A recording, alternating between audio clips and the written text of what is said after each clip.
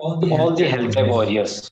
A big thank you, a pillar of strength like a tree cashew. Your work that is saving life fearlessly. I dedicated this line to all the dignitaries present among us.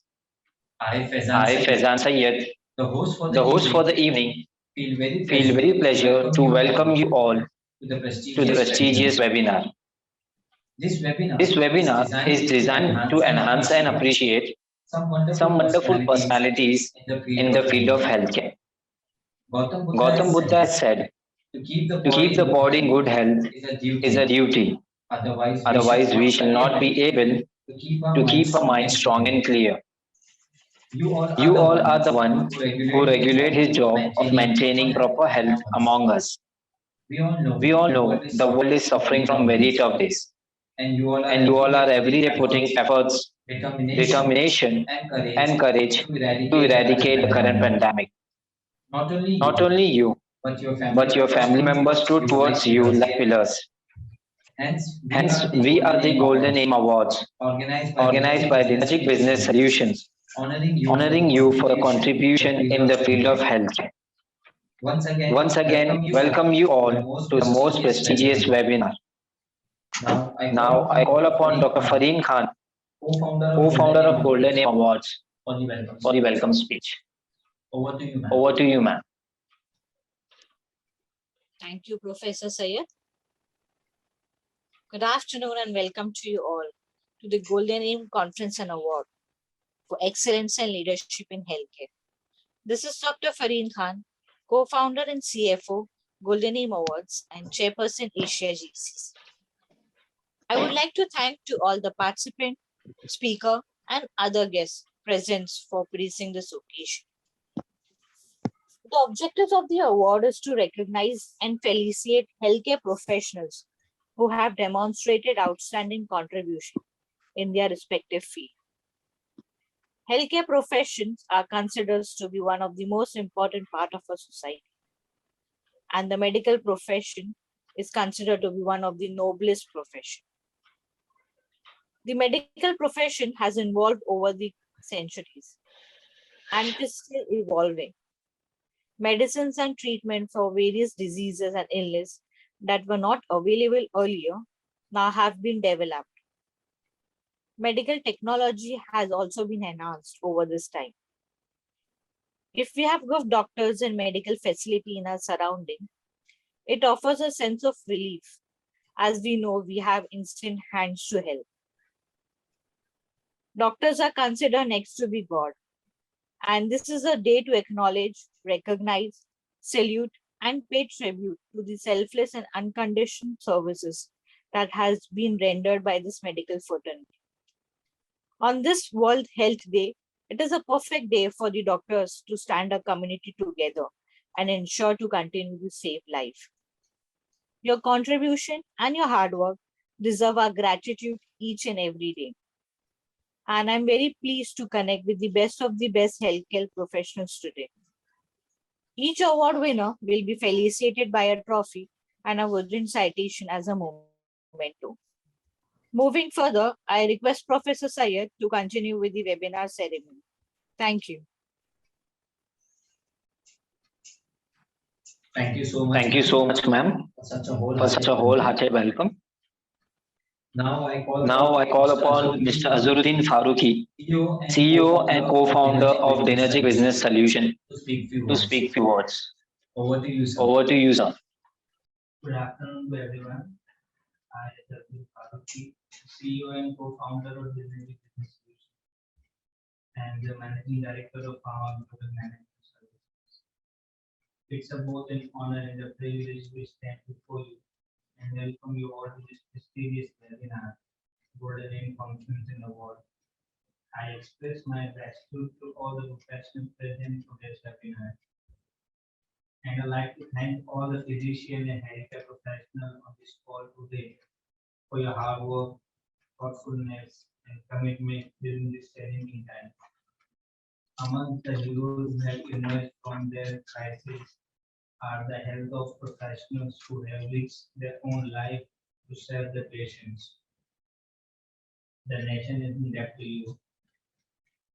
and we move forward. We know that this continue to be well, and healthcare community must continue to deliver high quality services and high quality of care to the patients. Fortunately, we made significant progress in understanding this disease, our ability to combat it, and our efforts to help the patient suffering with it. And my company, Divinity Business Solutions, we provide solutions in various segments and sectors. We are in the government business, real estate, electric business, and the chains, the canteens, and providing end-to-end management solutions. We started our business in 2004 with a small warehouse in Mumbai, and with the team support, we built our chain national to international level. We have our chain in Mumbai, Pune, Delhi, Bengaluru, and internationally to Dubai, Oman, and Indonesia. And I hope to build more chain. And I'm very thankful to Golden Rim Awards team and Dr. Farin Khan to give us a chance to be a partner with this webinar. The platform where the professionals and thoughtful leaders share their views and knowledge. And we congratulations to all the awardees and best of luck for the evening. Thank you so much. And over to you, Professor. Thank you so much, sir. Now we move on to our event conference ceremony. And our first respected speaker is Dr. Dr. B.S.V. Raju, Vice Vice President, Andhra Andhra Pradesh Neuroscientist Association. And And sir's topic is advances in management of that. Over to you, sir. Over to you, sir. Very good afternoon to all of you. At the outset, I would like to thank Dr. Farheen Khan, Mr. Fahad, and your team from the Golden Aim Conference for giving me this opportunity to present some of my thoughts on advances in management of the back pain. As you all know, the back pain is the single most commonest cause why a patient seeks a doctor in Western world. And the cost of the treatment is quite mind-boggling, and is because the change of our lifestyles is becoming a pandemic now with the huge healthcare expenses. And the recent study in 2016, they showed that the cost of the back pain and musculoskeletal pain is mind-boggling $380 billion compared to this of Indian budget of last year of $321 billion. So we are dealing with a very costly symptom. We as human beings evolved over several millions of years from a quadruped to biped position. However, because of late change of our lifestyles and increased desktop habits, we are again changing or losing our posture quite fast. The reason why a patient has a back pain is very often due to a muscular back pain. Fortunately, it can be totally treatable, or because of a disc prolapse in the neck or the back, or can be a congenital deformities or a fractures, tumors, or a vascular malformations. My talk would be something more a little about the treatment related to the disc prolapse, wherein you can do percutaneous procedure, endoscopic procedure, fixation of the spine percutaneously, and as well as some of the advances in wherein the safety of the patient is improved, the comfort is improved by neuronavigation. And before we talk on the technology proper, I think I'd like to tell you one of the biggest discoveries of the back pain is made is like there is no role for the bed rest. Staying active is the best form of the treatment, and in fact, it promotes much more faster recovery with less pain, disability, and it has been shown by several randomized double-blind prospective studies that the patient who have a take bed rest, they basically have more muscular atrophy and MRI, and they have more work losses, and mentally they are down. And somebody is been not able to report for work for 1 year, the chance of they returning to work will come down to 50%. So the bed rest is something is not a recommended form of treatment. This is the best way is to start some kind of an activity to the point of the comfort. And the common reason why a patient has a back pain is because of the lumbar disc prolapse, and this is diagnosed by an MRI. Based upon the stages, there are different modalities of treatment. This patient has an early disc prolapse. We can treat this patient by percutaneously with a small, with a needle placement, wherein with a laser we can burn the disc. So the advantage of this procedure is the entire procedure is done under local anesthesia. It's a daycare procedure. The procedure will last around 30 to 40 minutes. And the patients go home within next couple of hours. And the advantage being like, he is able to start his daily activities at the earliest, and he has a very high success rate of 70 to 80% in early stages of disc herniation. As you could see, just a patient goes with with a band-aid. Is one of our early patients wherein the young patient had his laser. And patients who still have a lot of pain in advanced disc prolapse, you can remove the same thing with a small 8mm endoscope. Under vision, the entire disc can be removed. With compression of the entire disc can be removed, and this entire procedure can be confirmed. You could see that the nerve is again free at the end of the procedure. And the current gold standard till now has been the microdiscectomy, wherein in this procedure, what we do is under around a 5 centimeter of incision, the disc is under microscope is removed. And the advantage of this procedure is the high success rate of about 95%. The patient goes home in a day or two. Because the entire procedure is done under high magnification, the technique is quite safe. And because the procedure is done with minimal invasiveness, the patient goes home the same day. In the neck, you can do similarly a laser discectomy with a percutaneous needle placement. Or the gold standard till now has been wherein when you have a disc prolapse in the neck, we try to fix them with screws and cages. However, the fixation of the spine is not physiological because you are losing the normal physiological mobility, and sometimes anything fixed can fail. So to avoid all this, the recent concept has been basically to have a physiological retain the physiological mobility of the neck, wherein you use a disc replacement, just like a joint replacement in the knees or the hips. We use a disc replacement which can have actually mimic the normal kind of a motion in the body. So the advantage we all know the Shahrukh Khan underwent this procedure quite long back in 2003. The advantage of this procedure has been like you can have a normal mobility of the neck restored after the procedure. And you can do it 1 level or 2 levels or 3 levels. And the common thing what we have is like when you do a open surgery, the patient has a lot of pain and a lot of this thing. So you can do even the positioning of the screws, placement of the screws with the small stab wounds, and the screws can be placed. So even it can be done even at 1 level or 2 levels also. The entire procedure can be done under under general anesthesia. The screws can be placed under CM control or the X-ray control, and the entire procedure will take less time than compared to open procedure. The advantage of this being because the procedure has little small wounds, the patient has less pain, and patient can be ambulated faster. Patient goes home the next couple of days, and they can start their activity of daily living faster. You have a large deformity like this, people used to defer, these kind of surgeries wherein this is a kyphoscoliosis, wherein the spine is crooked and bent forward, and this has we could see that the spine is being it is having a congenital hemivertebrae. These kind of patients, previously they used to do a front back surgery. Now the entire procedure of osteotomy and fixation, everything can be done from behind. These procedures can be done safely because the spinal cord can be under compression. To avoid this, we monitor the electrical activity of the spinal cord and nerves by various potential, motor evoked potentials, sensory evoked potentials, and D wave, so that we are safe during the entire procedure. Especially if we have a congenital deformity like this, wherein the spinal cord is ending into the spine, into the skin outside. These kind of patients, can be because the spinal cord is manipulated during the procedure. We monitor the entire electrical recording throughout the procedure. You could see the pre-op and post-op motor evoked potential. That means the ability to move the limbs is being maintained. Similarly, sensory activity is being maintained. So another important challenge in spine surgery is the spine basically has a complex anatomy with closer proximity to nerves and blood vessels. So because of this, the safety of the procedure is quite being challenging. Normally, in a GPS technology, we track our Ola, Uber, or Zomato online, where we know where the Ben is likely to get the delivery of the particular thing.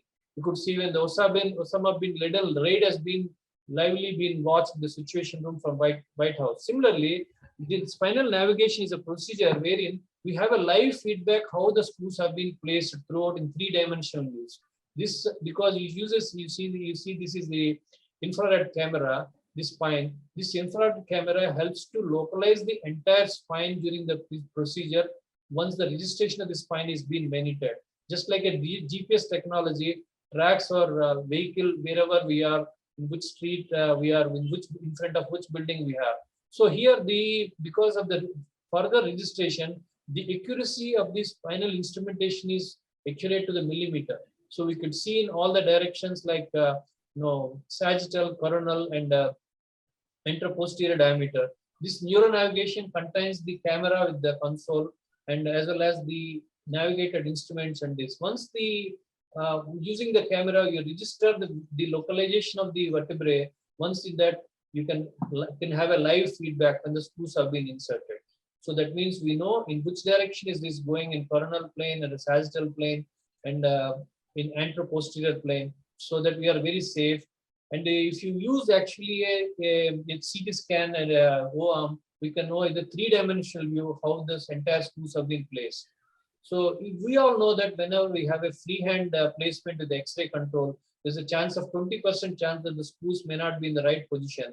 So especially when people having a small bones in the complex deformities, the challenges can be very high. Further, when there's a complex deformity, the chance of radiation to the team is very high. What this navigation has shown is compared to the normal success rate of the screw placement from 80 to 90, is as close to 99-100% with the neuro navigation, so that we can avoid a lot of catastrophic complications of loss of power, paraplegia. The advantage to the surgeon is it gives a lot of comfort. Like, GPS technology, we are able to track something, we are comfortable, we know that at what time it reaches your home, your delivery reaches your. Similarly, the surgeon is comfortable because you have a three-dimensional view all throughout, have a live feedback where the screws have been pressed about, and that's the reason it is very safe. Because it's very safe, it's very accurate, it improves tissue damage, and you have a less chance of revision of the surgery.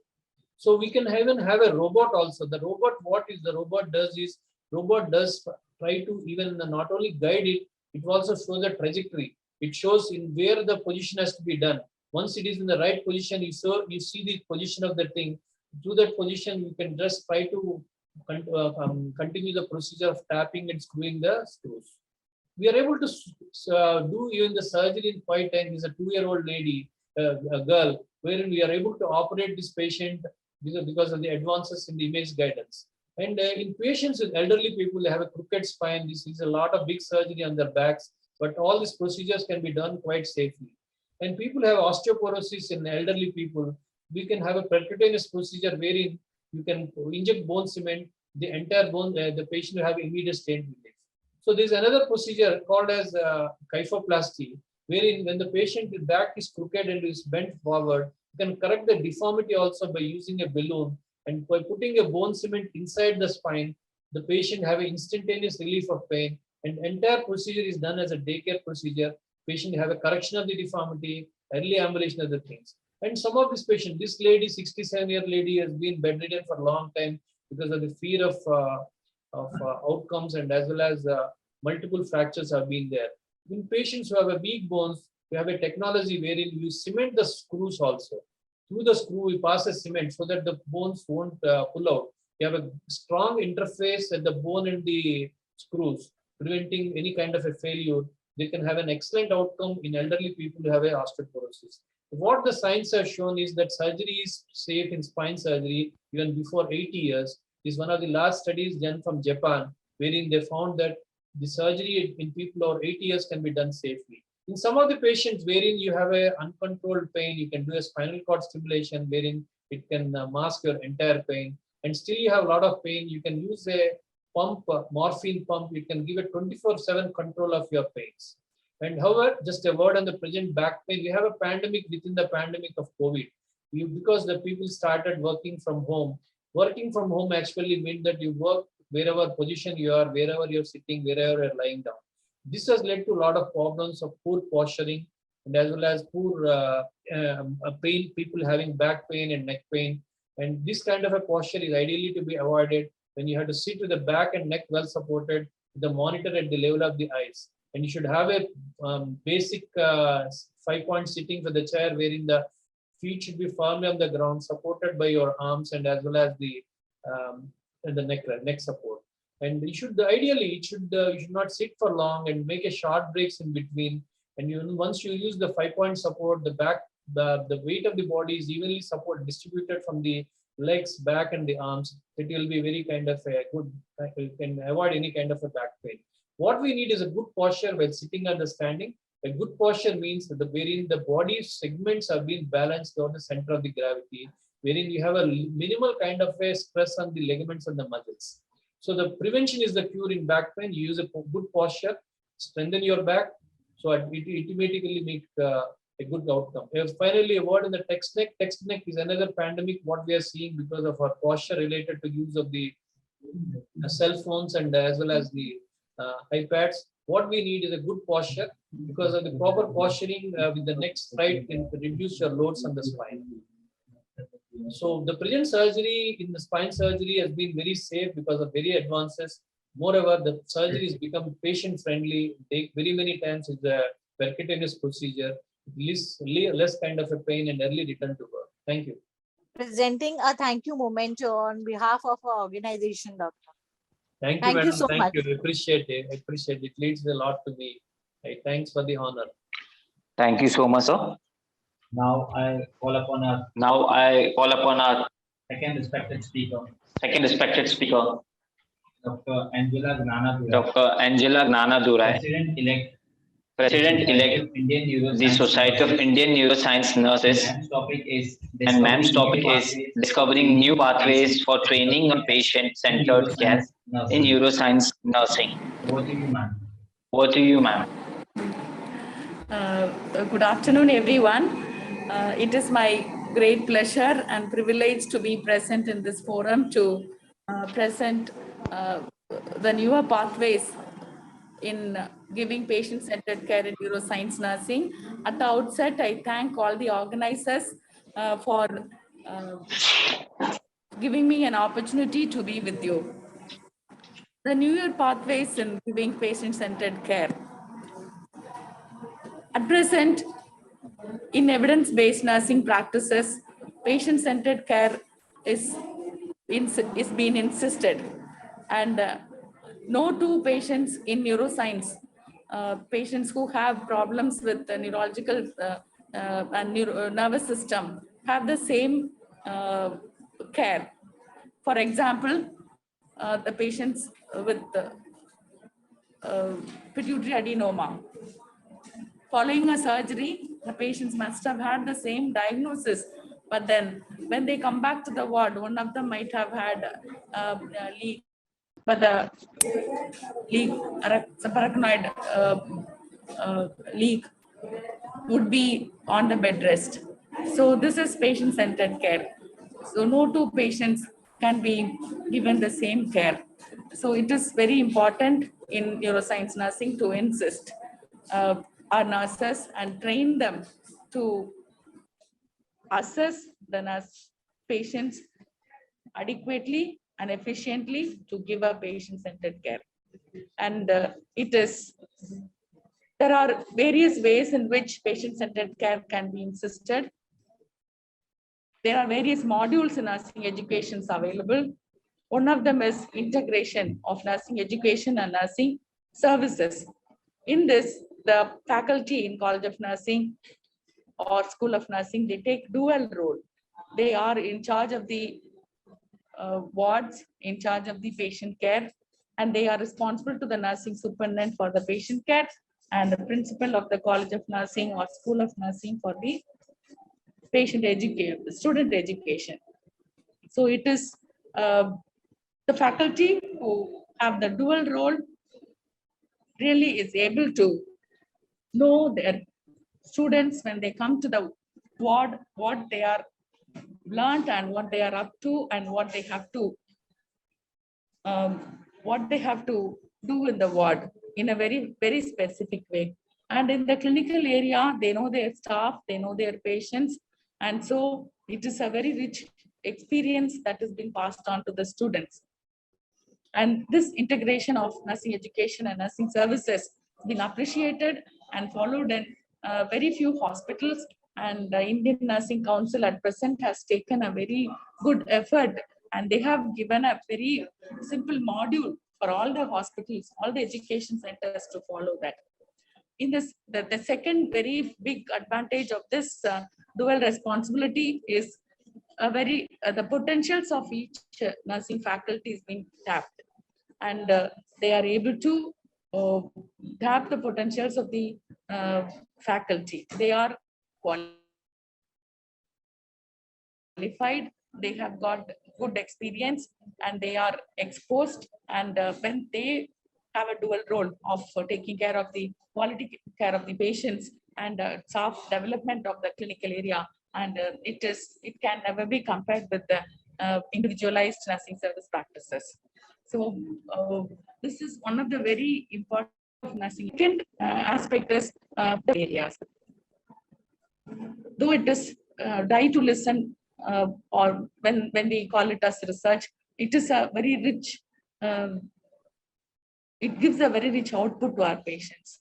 An illustration I would like to narrate at this time as a nursing coordinator or nurse manager of neuroscience unit in our department. It was well encouraged for the bedside nurses to do from 6 to 8 research projects per year. The findings of all the research projects were applied on the patients, and it is very soon reflected on the patient care. And in the intensive care unit, we have had patients with ventilator for 3 to 4 months without having one episode of chest infection and being treated for chest infection, and even uh, with the infected patients around, especially with pseudomonas, etc. And it is a great reward for the bedside nurses, and many times they have been appreciated by the unit head and also by uh, the director, who um, makes frequent visits to the long-term patients in the intensive care units. So it is very important that we make sure that these aspects are taken care when the patients when we address the patient-centered care. And the third one is making sure that the bedside nurses are guided and by the supervisors, and also exposing them to the various outside activities and for updation. Institutions must have facilities for their bedside nurses to be updated, and at least one workshop and one conferences they have to be exposed, and the leave for that and the financial support for that can be given to the nurses. And many times um, many institutions feel that they are wasting the money on nurses.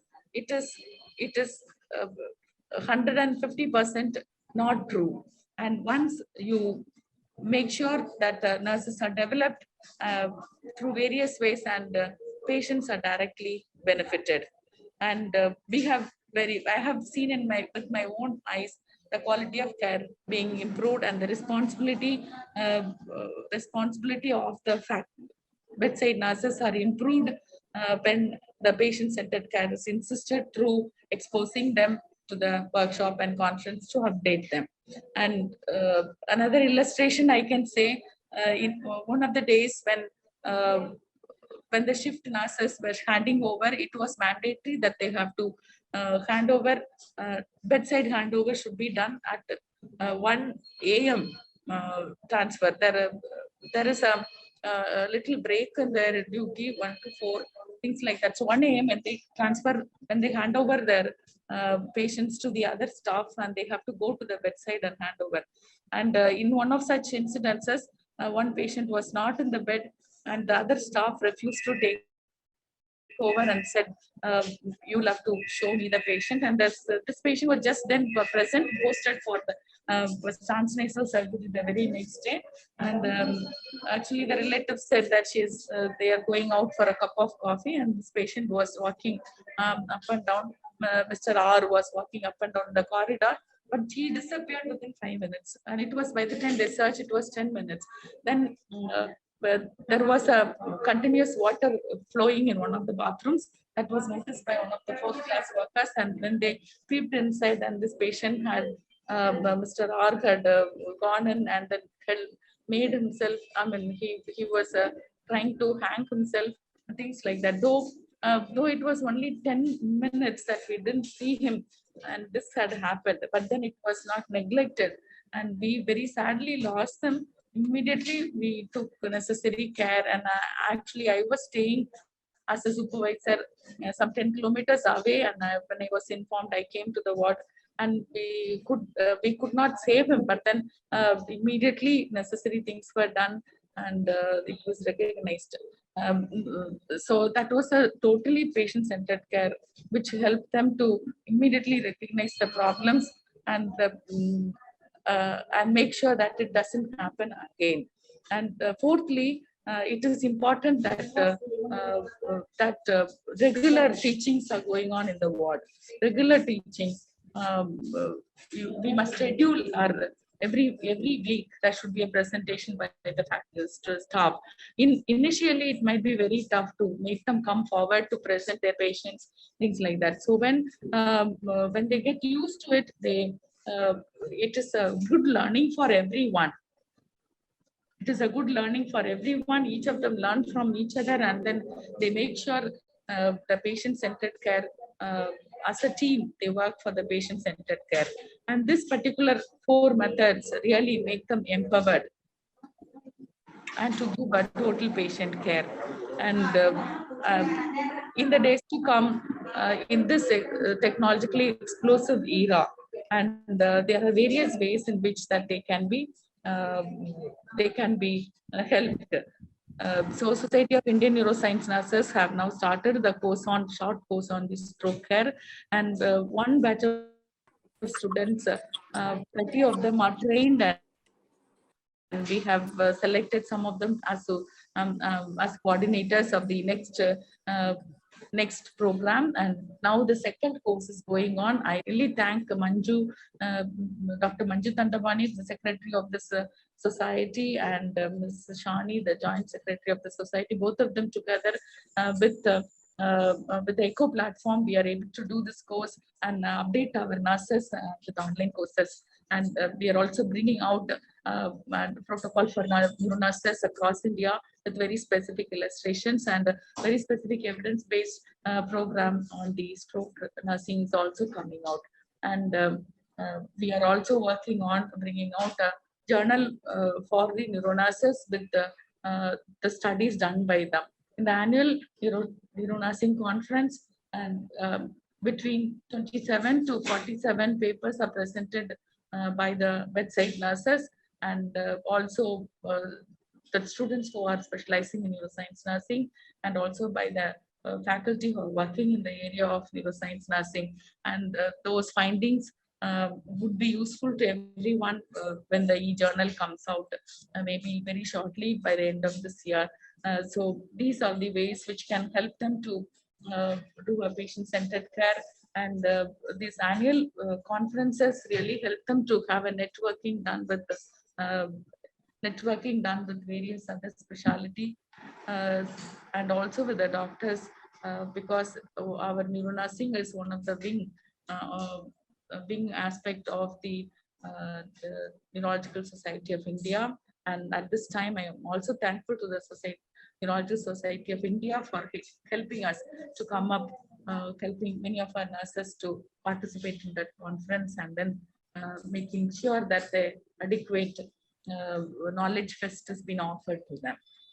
So I take this opportunity to thank this platform for inviting me to talk on the newer ways or pathways to develop patient-centered care in neuroscience labs. Thank you. Thank you so much, ma'am. Thank you so much, Doctor. Thank you so much for sharing your kind support and your experience with the organization. And on behalf of our organization, I'm sharing a thank you memento.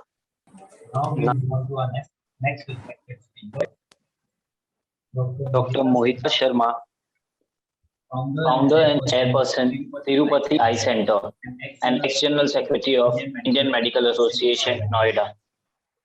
And ma'am's topic is digital transformation in ophthalmology research, Women in Research Initiative. Over to you, ma'am. So thank you so much to the organizers for considering my name and inviting me here. Thank you, Professor Faizan, Dr. Fareen, and Mr. Azhar, and all the rest of the organizing team. And today, what I'm talking about is digital transformation in research, and especially in the Women in Research group. I'm an ophthalmologist and I'm an entrepreneur. I started a hospital in Noida 24 years back. And what I'm representing today is a group called Women Ophthalmologists Society, which I founded in 2015. That was 7 years back. And today this society has 3,000 members, approximately 3,000 members all over India, and it has 18 state chapters, and it is said to be one of the fastest growing societies of India.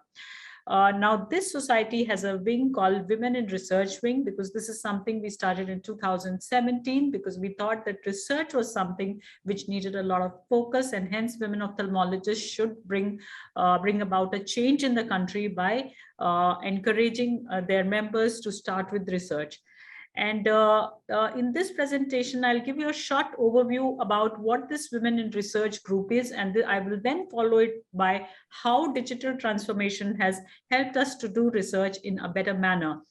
And this is a topic, as I said, that's very close to my heart, because this is a group which is really working for a change to be brought about in the country.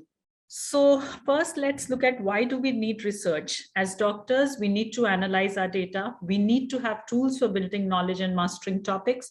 We need to upgrade our knowledge continuously, because our field is continuously upgrading. And this is, of course, a career option for some. And by doing all this, we need to improve the patient care.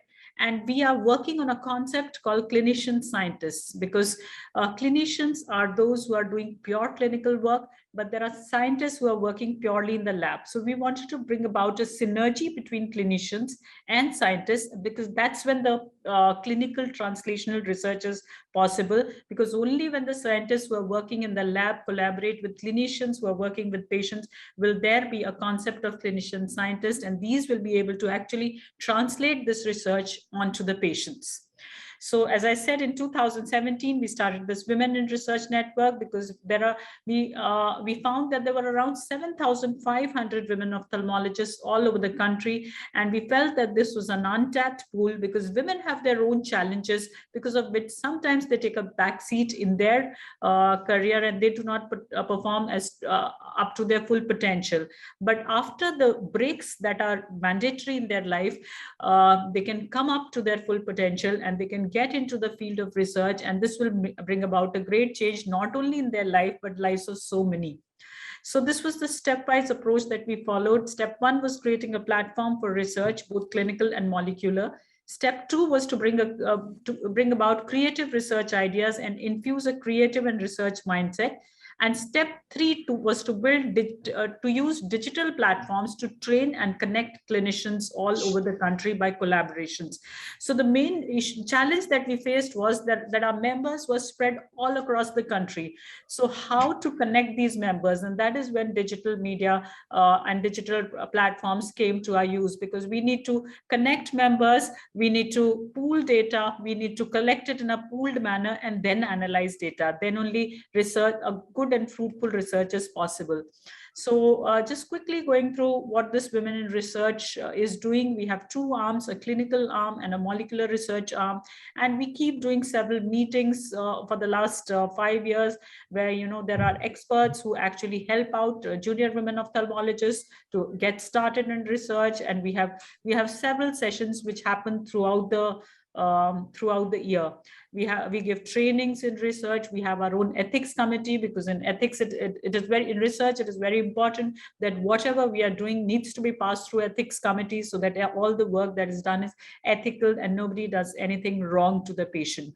And these were some of our initial 5 completed studies, small studies by our members, and you can see their happy faces. And we also got started with molecular research. We started connecting with labs which were doing this work. This is in Narayan Nethralaya in South India. They are supporting us with the molecular part of the research. We set up these biorepositories for collection of samples of tear films, aqueous, vitreous, various eye fluids, etc. We launched these programs in a big way, and these you can see as roundtable meetings where we are actually teaching research to clinicians. So, and again, some of the hands-on sessions where we are teaching research, and there were multiple such sessions all over the country. And this is some of the support network in various molecular biology labs. And we completed our first lab study in 2018, and again we were very happy. And we also have women ophthalmologists who are actually PhDs. It's very difficult to now find PhDs in clinical subjects, and they're PhDs, and they are guides for our other members.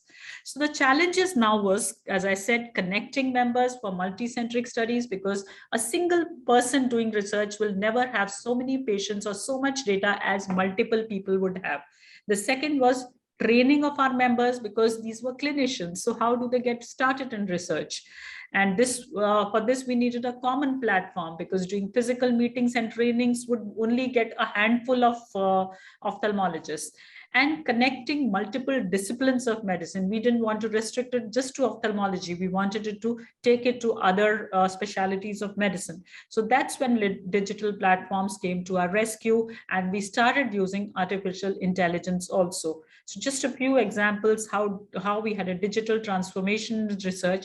Within this women in research group, we formed a rare eye disease group. We called it the RED disease. Now, this was to study the rare eye diseases, because there was no research on rare eye diseases, and anybody who had a rare eye disease means that they were doomed. There was nothing to do about them. Now, it's very difficult to do research on rare eye diseases, because, you know, a single clinician would get one case of rare eye disease in 1 year. So how could you do research with one patient? And we found that there were registries. That is first step in any research is collecting data. So that is creating registries. We found there were these registries which existed in a few countries, especially European countries, but there was nothing in India. But studies told us that there has been a trend towards increase in formation of these registries, especially because now it's all digitalized. So it's much easier to form these registries with multiple people. So this is some of the work that the Rare Eye Disease Group is doing.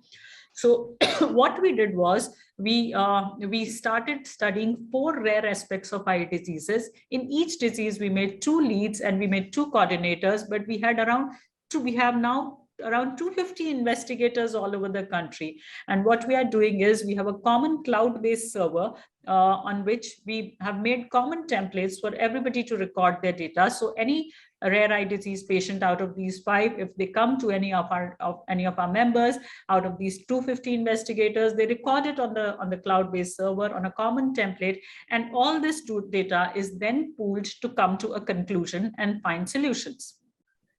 So that's one way in which digital platforms actually helped us, and Rare Eye Disease Group is doing very well using this digital transformation.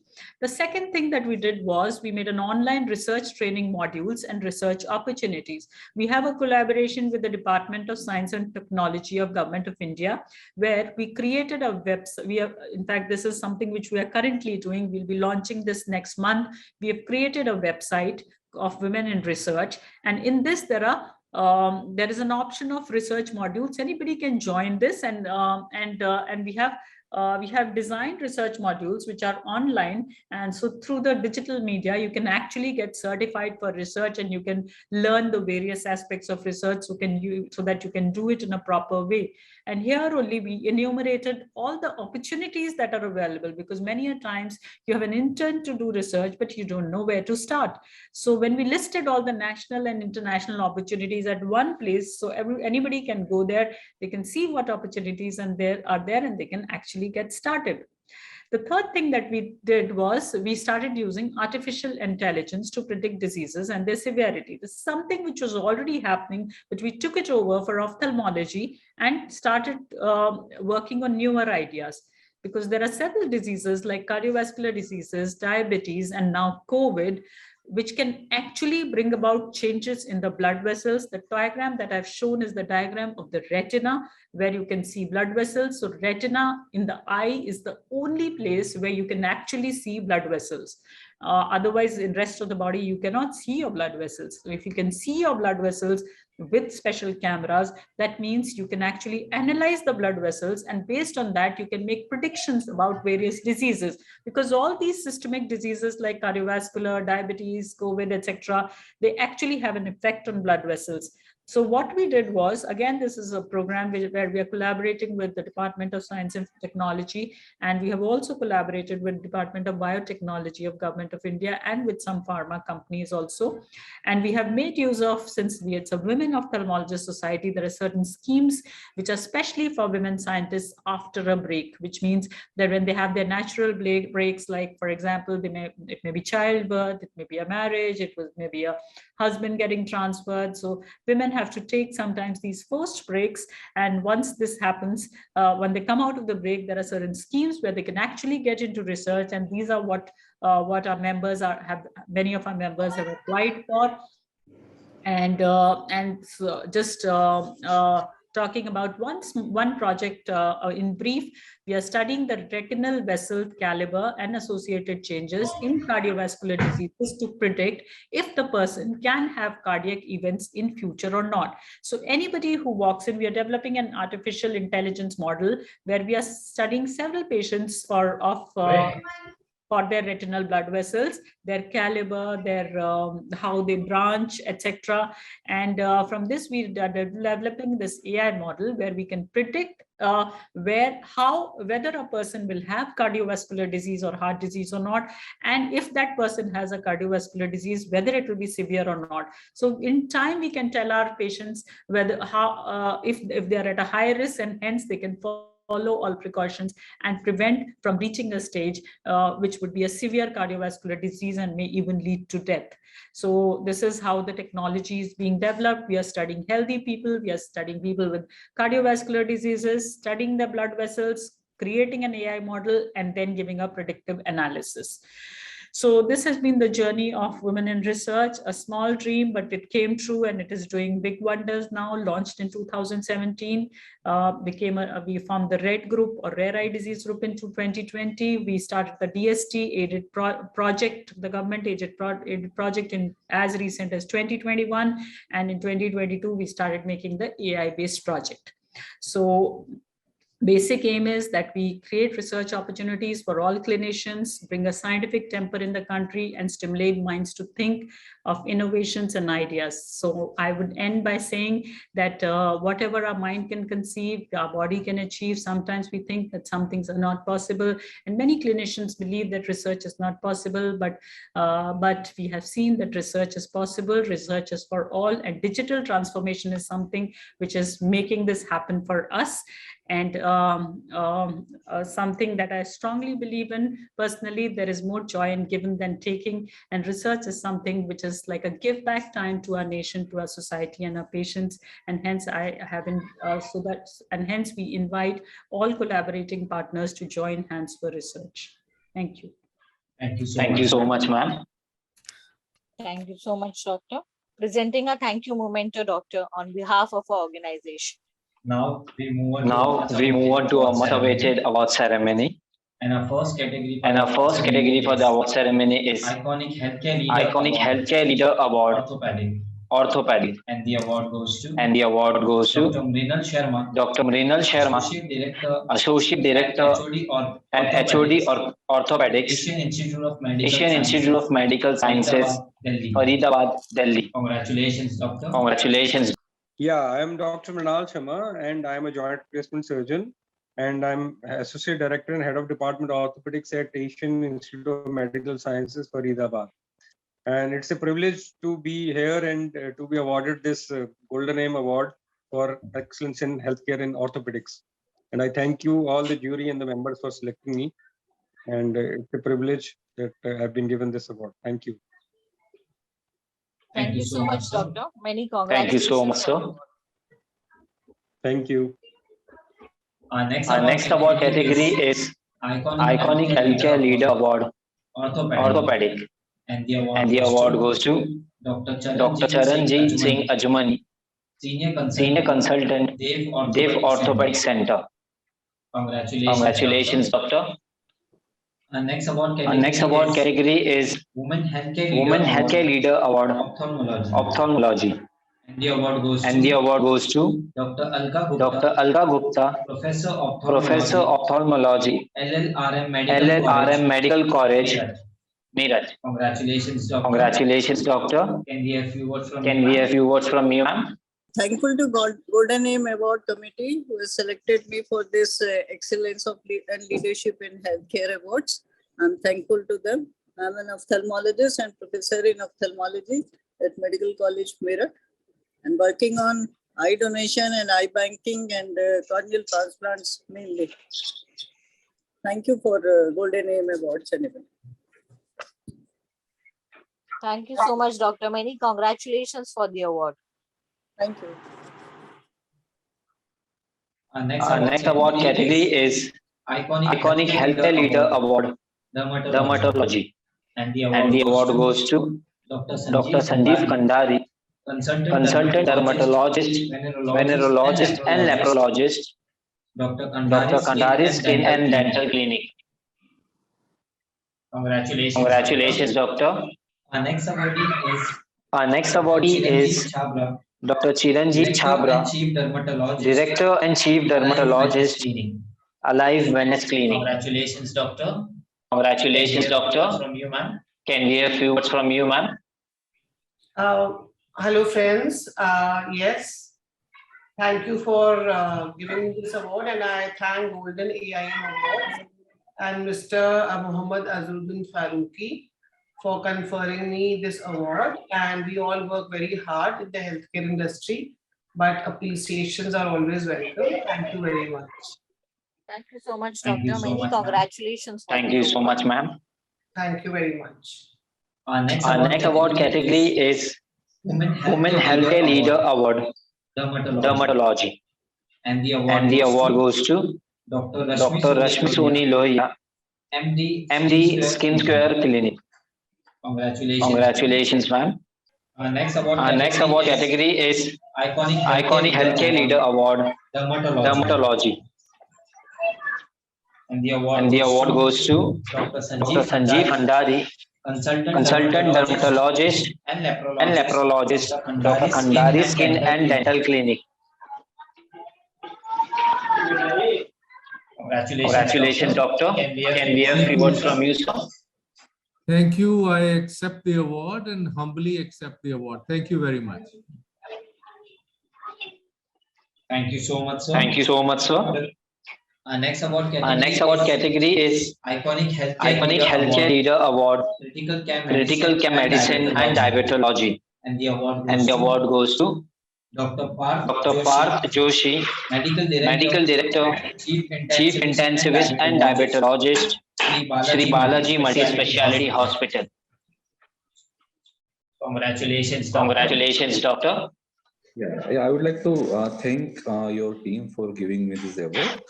I'm Dr. Parth Joshi. I'm, as you told, the medical director of Sri Balaji Multi-Speciality Hospital.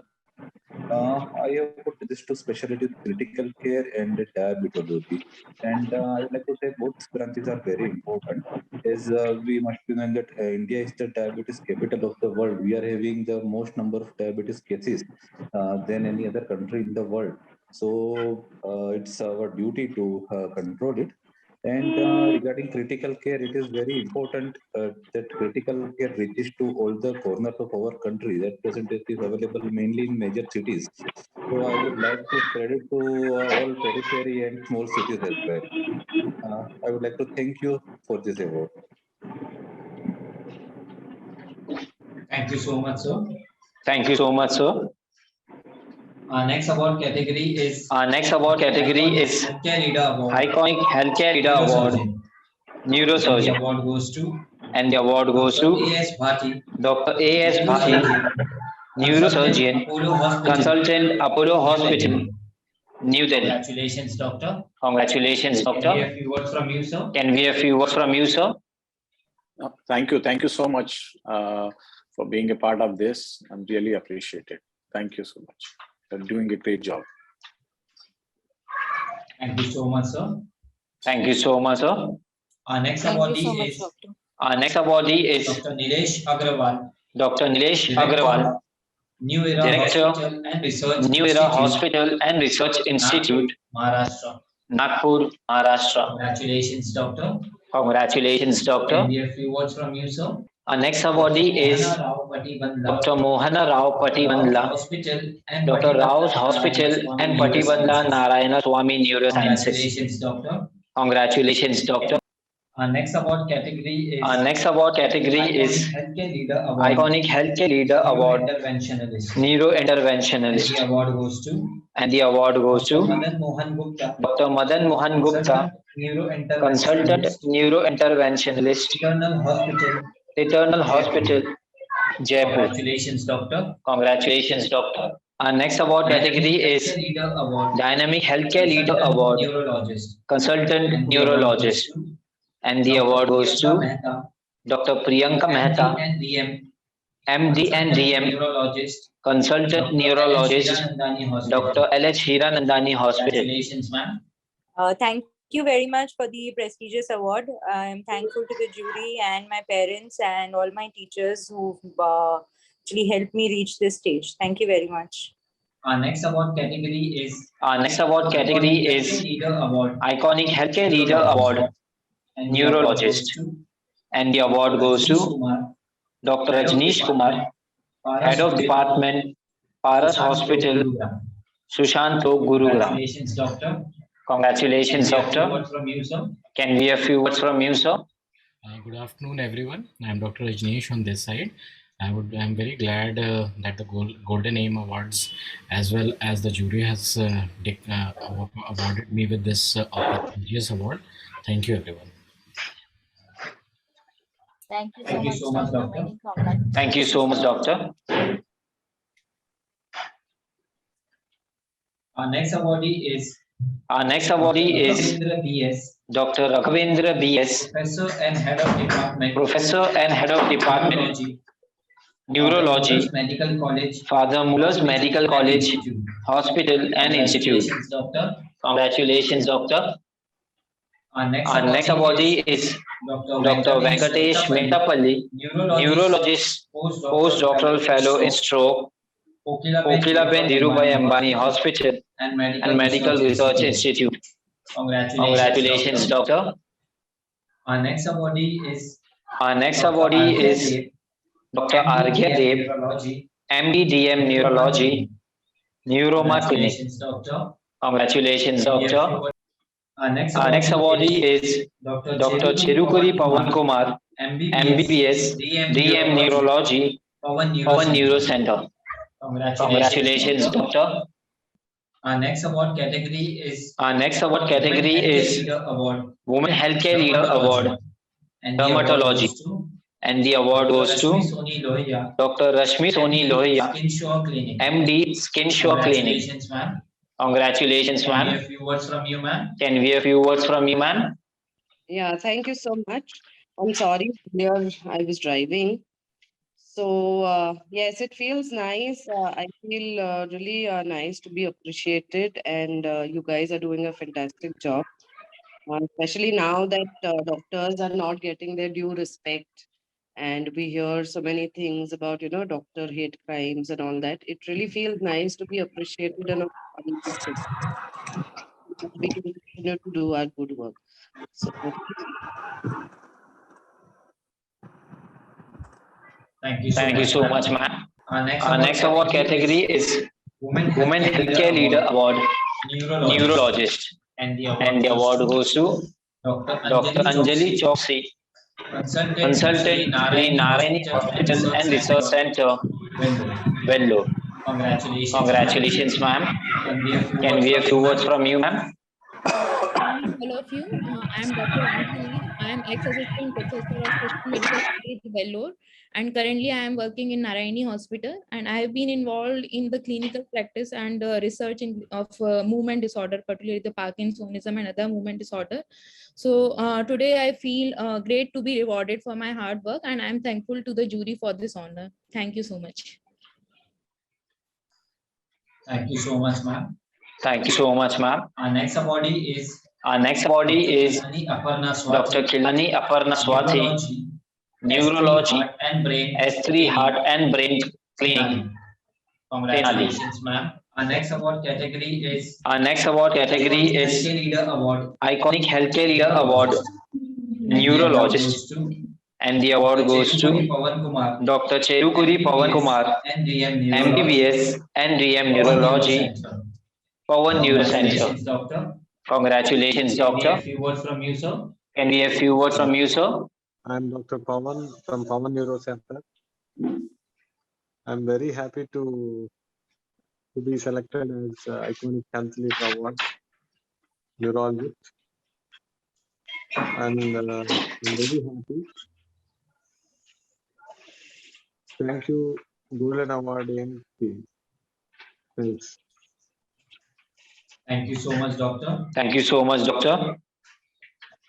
Our next award category is Quality Healthcare Leader Award, Neurologist. And the award goes to Dr. Santosh NS, Consultant Neurologist, Manipal Whitefield, Bangalore. Congratulations, doctor. Congratulations, doctor. Our next award category is Healthcare Leader Award, Iconic Healthcare Leader Award, Spine Surgeon. Neuro and Spine Surgeon. And the award goes to Dr. Siddhartha Shankar Sahu, Director and Senior Consultant, Neuro and Spine Surgeon, Utkal Institute of Medical Sciences, Bhubaneswar, Odisha. Congratulations, doctor. Our next awardee is Dr.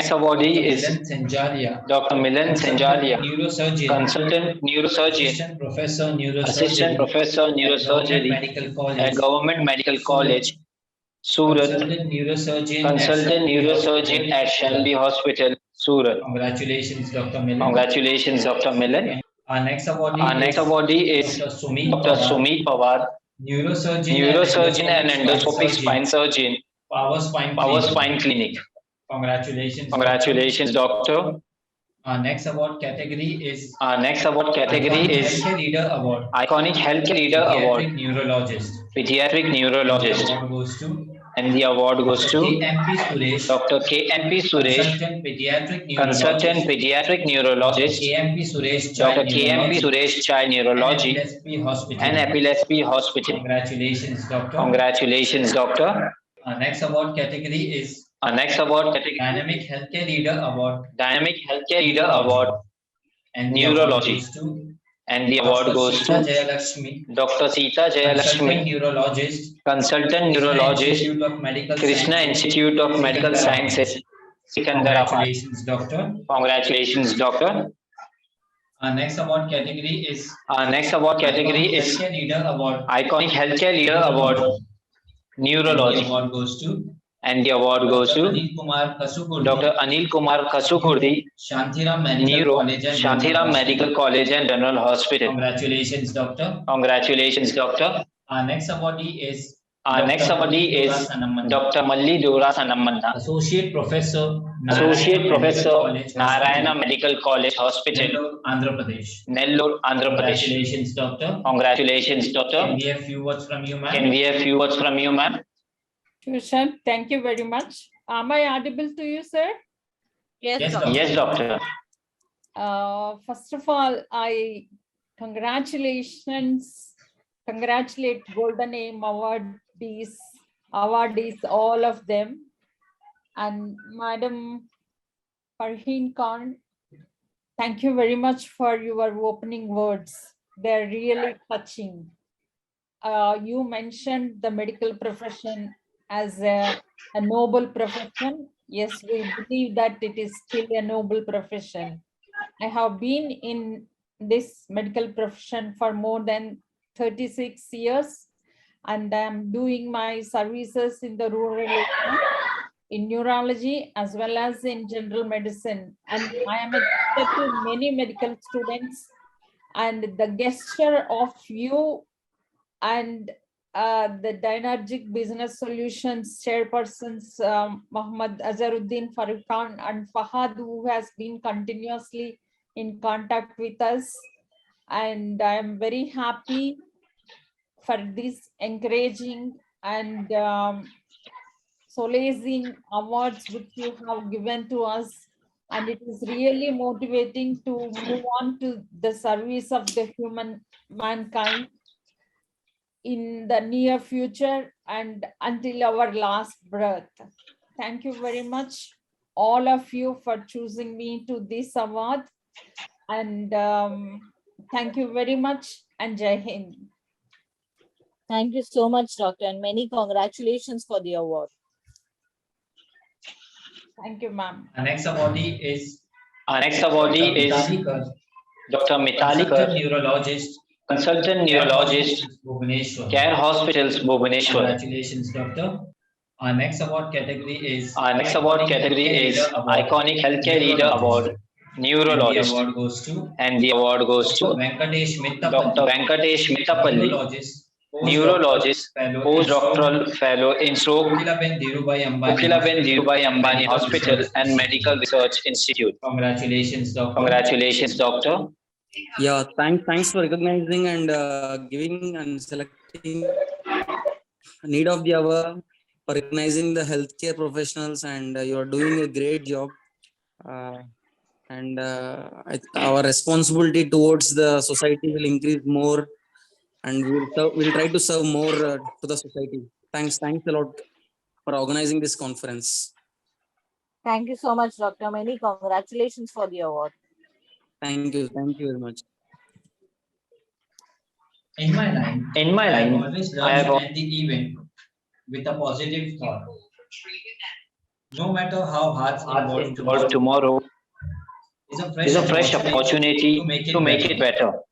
At the end, every step must affect forever. Maybe I had to inspire some more stars next year. With this now, we come to an end of this award ceremony and today's webinar. May I request Dr. Fareen Khan to do closing remarks. Over to you, ma'am. Thank you, Professor Sayed.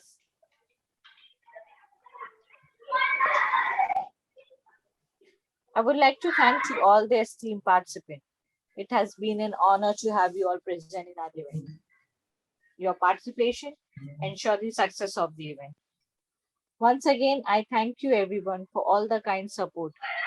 I also like to thank Professor Sayed for being a wonderful host for the evening. I like to thank to our esteemed speakers, Dr. B.S. Viraju, Dr. Angela Ganadure, and Dr. Mohita Sharma, for taking time from their busy schedule and to be the guest speaker at our seminar. Your presence and wise word helped magnify our cause in the best possible way. Our seminar is a huge success, all thanks to our enlightening word that inspires so many people out there. I also like to thank on behalf of other guests who were thrilled to have you as a company and exchange a few words with you. I cannot thank you enough for gracing our seminar. I look forward to our next interaction soon, wishing you all the best for the future. I also like to thank our gold partner in Business Solution and presenting partner, Pharma Global Management Services CEO and co-founder Mr. Azharuddin Farooqi, for all the support and the opportunity to work with. Last but not the least, to all the participants and the award winner, wishing you all a many congratulations. Hope to invite you soon again. Thank you everyone. Stay safe, stay healthy. Thank you so much, ma'am. Thank you to all the awardees for being present among us.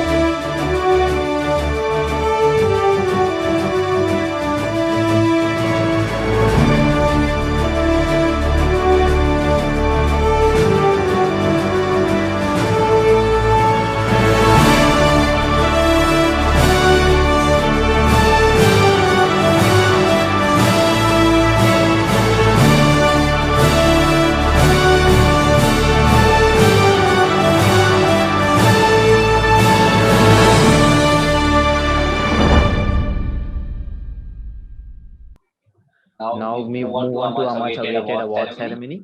And our first award category is Iconic Healthcare Leader Award, Pediatric Neurologist. And the award goes to Dr. Vikunt Raju, Professor of Pediatric Neurology, Indira Gandhi Institute of Child Health. Congratulations, sir. So thanks for giving the opportunity to speak about this award. So at the outset, thanks organization for recognizing and giving the opportunity. Thank you. Thank you so much, Doctor.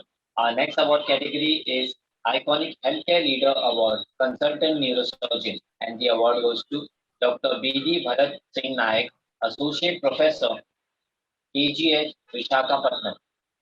Congratulations, sir. First of all, I would like to thank the organizers of this event and conference, and thank you very much for selecting me as for the award winner of this occasion. I'm working as assistant professor in Andhra Pradesh, Visakhapatnam, in Andhra Medical College for the last 15 years. So I am specialist in endoscopic neurosurgeries and spine surgeries, and I am in government sector, and we are serving a lot to the poor people, and at the same time we're working in outside also. And this is the good thing that your appreciation awards are giving to the all over the India and overseas. And thank you very much for selecting me as a awardee. Thank you, organizers. Thank you so much, Doctor. Many congratulations for the award. Our next award category is Women Healthcare Leader Award, Pediatrics and Teen Specialist.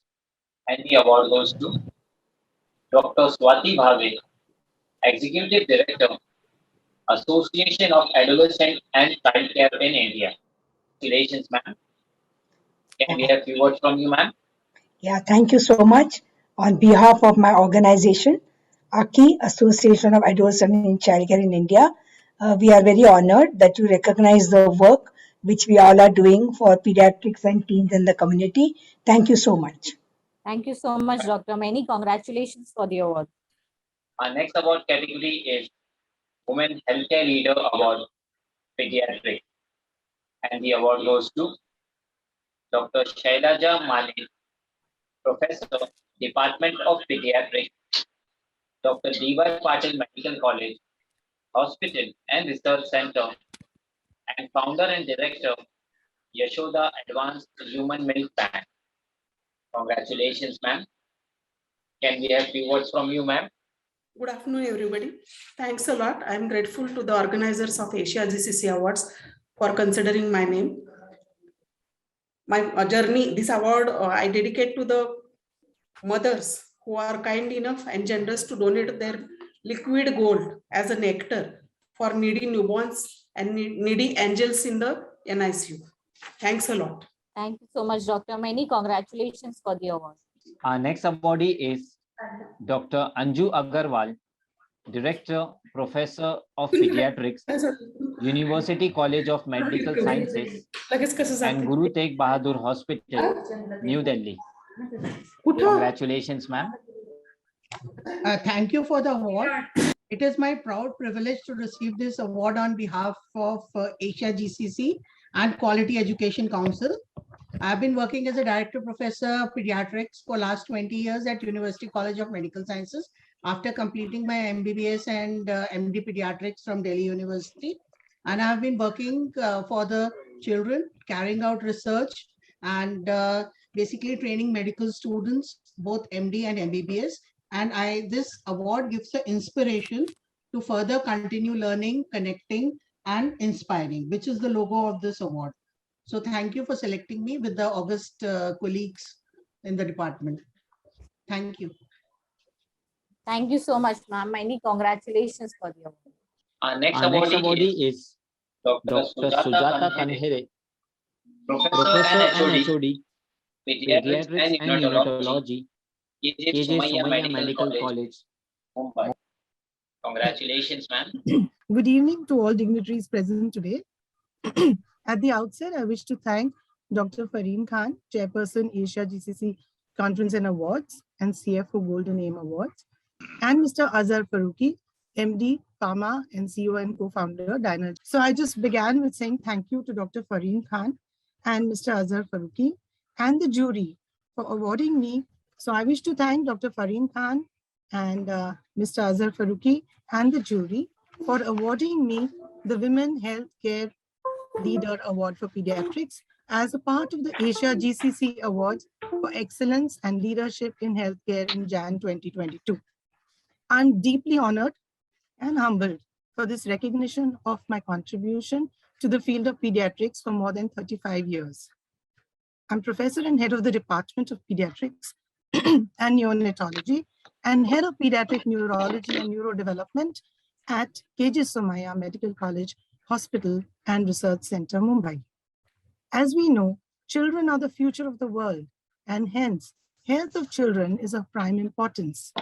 I'm happy to share that as a medical teacher and a doctor, I had the opportunity to contribute to various aspects of child health, or pediatrics as we call it, including neonatology, pediatric neurology, neurodevelopment, disabilities, pediatric advanced life support, essential newborn care, and infant and young child feeding, and many more.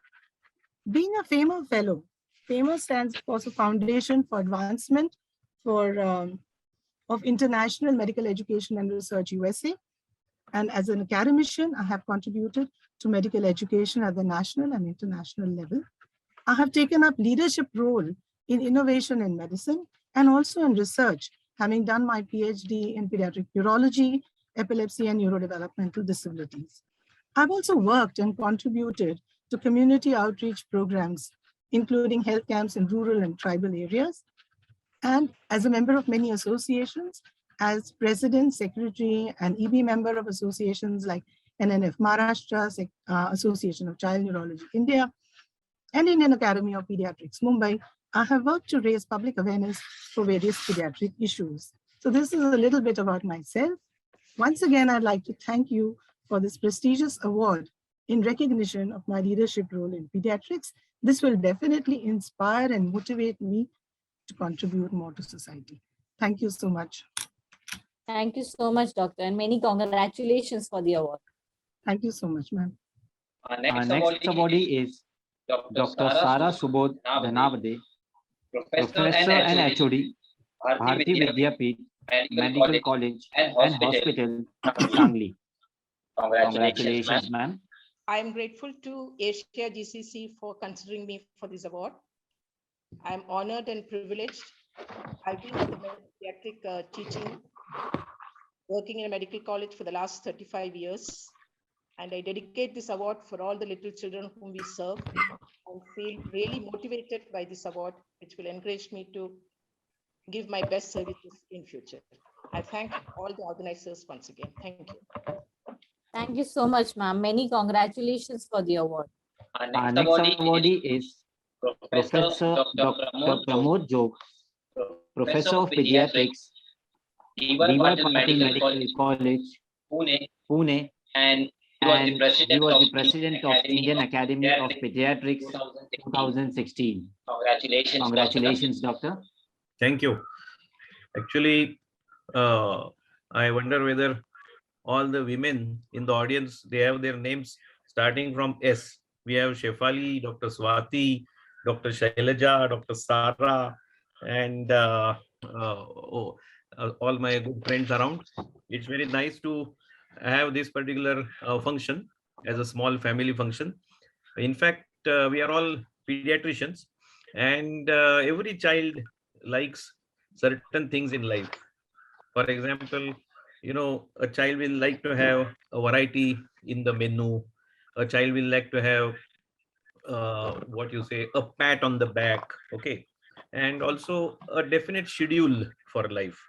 And as pediatricians, we also understand that encouragement, that is the pat on the back, goes a long way for a person to work further and further. So it's always better to give a pat on the back, and for that I congratulate the organizers to have this particular function. Remember, whenever a person gets success, that's the testimony of collective capabilities. When I work for children and for the society and for an organization, there are so many people with me from whom I derive ideas, inspiration. I look to my senior colleagues who are working in a particular way. And whenever those efforts are appreciated by others, it gives me, what you may say, it injects a momentum into my life. Okay. And I always believe that whenever there is someone who is judging other person, what are the criteria which should be used? One of them, of course, is some innovation in the field of his chosen area. For example, Swati is working in the field of adolescence. Dr. Shaileja is working in the field of human milk bank, and so on and so forth. Okay, then it should have some impact on the society. That means the work has to be useful, particularly for an average Indian child. And the work also should be scalable in future. That means the similar efforts should be appreciated by others, and it should be replicable in other parts of the country. This is my view of looking at any award. I remember the sentence by Einstein, who said that you have to learn from yesterday, you have to live for today, and you have to hope for the future. But the important thing is that you should not stop questioning. Okay, so if one remains a student all throughout his life, then usually success follows that person. So I thank the organizers once more, and I also express my gratitude for this particular award. Thank you. Thank you so much, Doctor. And many congratulations for the award. Thank you. Our next award category is Iconic Healthcare Leader Award, Pediatric. And the award goes to Dr. Hiren Doshi, Director, Nanavati Max Super Speciality Hospital, Mumbai, and Chief Pediatrician, Roots and Wings Children Clinic, Vilepalli. Congratulations, Doctor. Can we have few words from you, sir? Good evening, everyone. I first would like to thank the organizers, the GCC, and the Golden Name Awards and the jury members to select me for this prestigious award. Incidentally, I complete 25 years in my organization at Nanavati Max Hospital. So this is quite an opportune time for me to receive this award at this time. I would like to dedicate this award to my team of people, of all the doctors, the nurses who work in my PICU and ICU at my organization, and to the management of Nanavati Max Hospital, who has always been quite supportive and helped us in getting the pediatric department better and better. And so thank you everyone for the award. Thank you so much, Doctor. And many congratulations for the award. Our next awardee is Dr. Nitesh Kumar Agarwal, Director and Pediatric, Southern Gem Hospital. Congratulations, sir. Good evening, everybody. Good evening, everybody. I'm Dr. Nitesh Agarwal, primarily a neonatologist. I actually trained overseas, and I came back from Australia 2011-12 to kind of work in our own setup in India, in Hyderabad. So I came and joined a corporate hospital, and the thing was good. We were giving good treatment and other things, but then I thought the cost was high. So we started our own unit, a neonatal unit, and from there we started growing. And today we are actually having a proper full-fledged hospital where we are treating not just newborns, but also general pediatrics and some PICU work as well. When it comes to teaching, I've been involved in both formal and informal teaching for the last 21 years. So firstly, while that is going on, I would like to thank the organizers for giving me an opportunity to be able to present today in this gathering, where I can see a lot of my own teachers around as well. So obviously, if I have been around for 20 years, there's a lot of people in this particular room who've been there for way longer than us and have been instrumental in our growth. So thank you to the organizers, and thank you to all the teachers and colleagues in this group for giving me this award. Thank you so much. Thank you so much, Doctor, and many congratulations for the award. Our next awardee is Dr. Ashok Rai, Director, Indian Institute of Cerebral Palsy and Handicapped Children, Varanasi. Congratulations, Doctor. I'm very much thankful to Asia GCC for giving me this award and prestigious award. And award always encourages us to do some further good work. And I'm seeing my good friend, Professor Pramod Jog is here, and my teacher, Dr. Swati Bhave, and friend Dr. Nitesh Agrawal, and so many persons are there. I am deeply honored and humbled to receive this award. So once again, thankful to Asia GCC, especially Dr. Farheen Khan and Dr. Fahad. Thank you very much. Thank you so much, Doctor. Many congratulations for the award. Our next awardee is Dr. Sachin Somnath Balkunde, a COVID warrior from Rural Government Hospital, Latur. Congratulations, sir. Thank you for selecting me. And basically, I'm working in the rural area of Latur district. And being a pediatrician, actually, we had cured lot of. We have cured more than 1,000 patients without costly medicine like remdesivir, tocilizumab, and ventilation.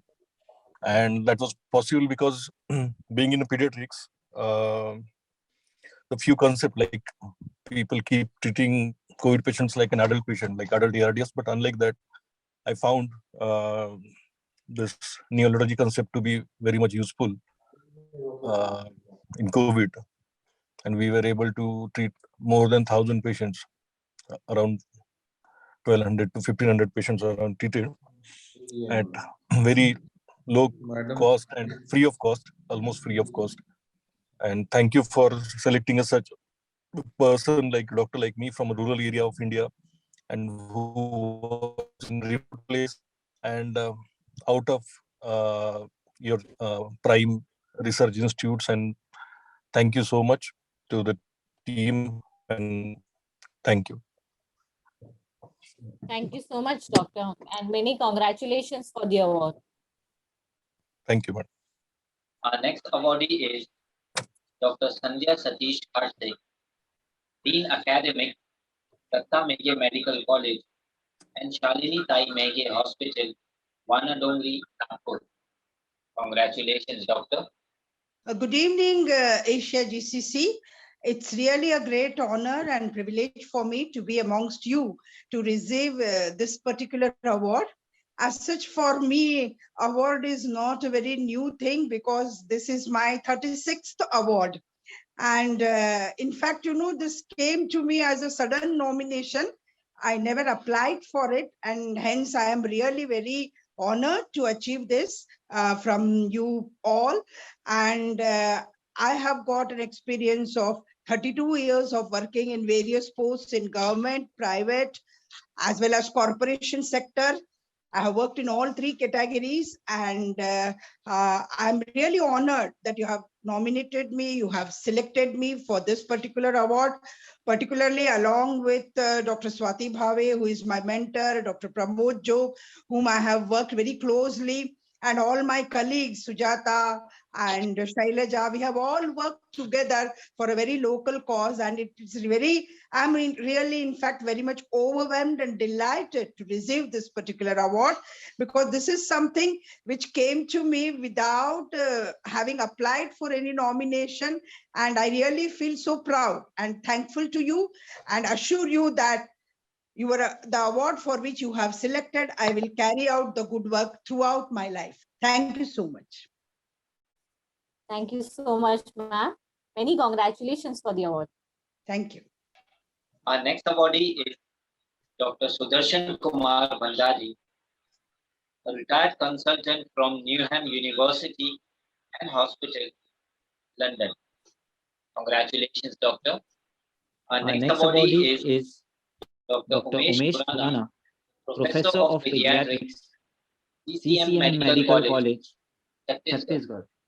Congratulations, Doctor. Good evening, all. I take this opportunity to profusely thank Asia GCC and its jury for considering myself for this iconic Healthcare Leader Award in Pediatrics. Well, I have got around more than 40 years experience in pediatrics and had received fellowship in neonatology abroad. But that aside, I am really very much worried currently regarding the status of malnutrition in India as revealed by NFHS 5 database.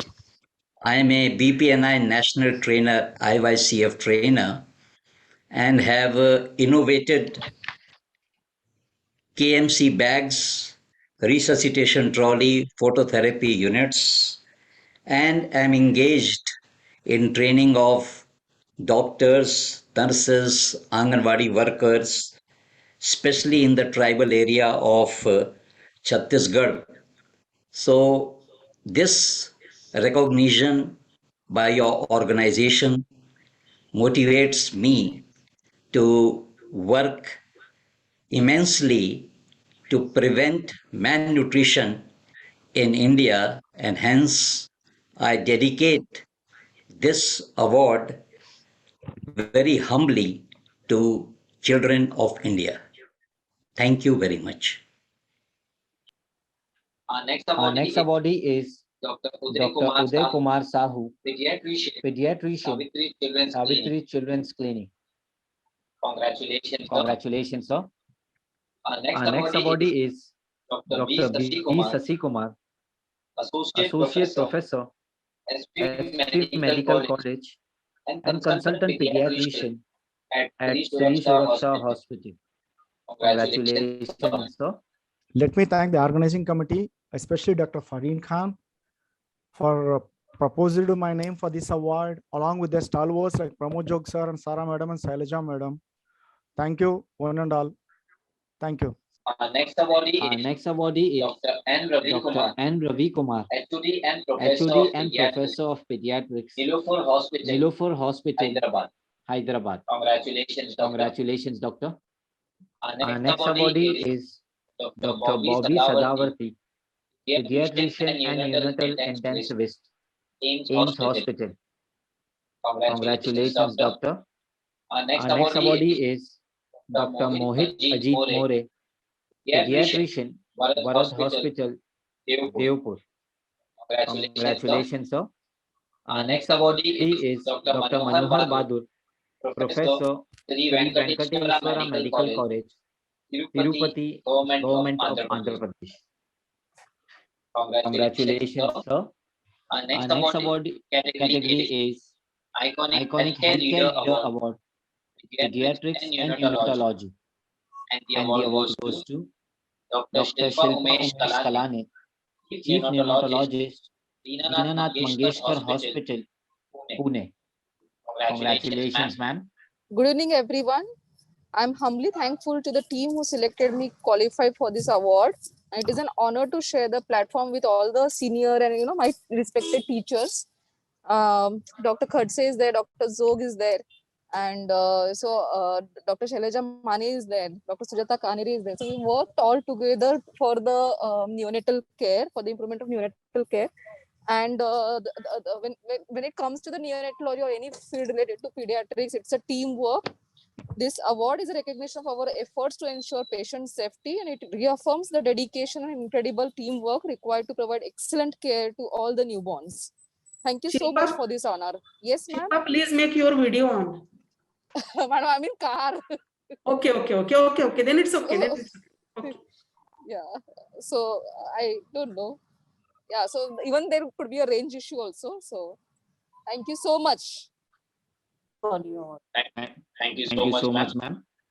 Our next Our next awardee is awardee is Dr. Dr. Jalil Jalil Mudawar, Mudawar, Senior Senior Consultant Consultant Neonatologist Neonatologist and and Pediatrician, Pediatrician, and and visiting visiting neonatologist, neonatologist, Sahyadri Sahyadri Super Super Speciality Speciality Hospital, Hospital, and and Others Others Nursing Nursing Home, Pune. Home, Pune. Congratulations, sir. Congratulations, sir. Our next Our next award award category category is is Women Women Healthcare Healthcare Leader Leader Award, Award, Neonatology, Neonatology. and the And the award goes award to goes to Dr. Dr. Jenisha Jain, Jenisha Jain, Consultant Consultant Neonatologist, Neonatologist, Zoithram Zoithram Hospital and Hospital and Research Research Center, Center, Indore. Indore. Congratulations, ma'am. Congratulations, ma'am. Good evening, everybody. At the outset, I would like to thank the organizers for choosing me, and I really feel honored and humbled for this award. I work as a neonatologist at Choitram Hospital, Indore, and it's just the beginning of my career, and I really feel honored for this award, and I dedicate this award to my team at NICU Choitram and to my family. Thank you so much.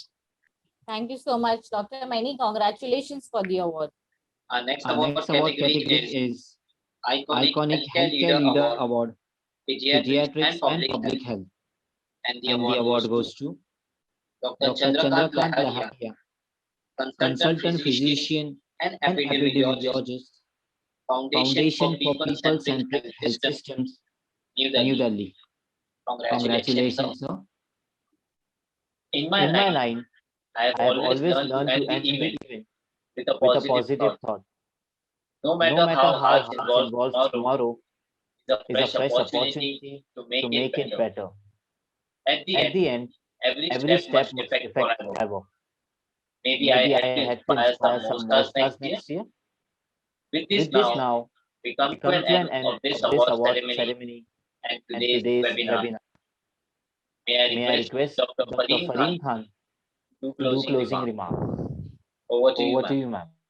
I thank to all the esteemed participants. It has been an honor to have you all present in our event. Your participation ensure the success of the event. Once again, I thank you everyone for all your kind support. I also like to thank Professor Syed for being such a wonderful host for the evening. I like to thank to our esteemed speaker, Dr. Shefali Gulati, for sharing her kind support to our organization. I also like to thank to our gold partner, the Energy Business Solution, and presenting partner, Pharma Global Management Services, CEO and co-founder, Mr. Azharuddin Farooqi, for all your support and the opportunity to work with him. Last but not the least, to all the participants and the award winner, wishing you all a many congratulations. Hope to invite you soon again. Thank you, everyone. Stay safe, stay healthy. Thank you so much, Thank you ma'am. so much, ma'am. Thank you. Thank you.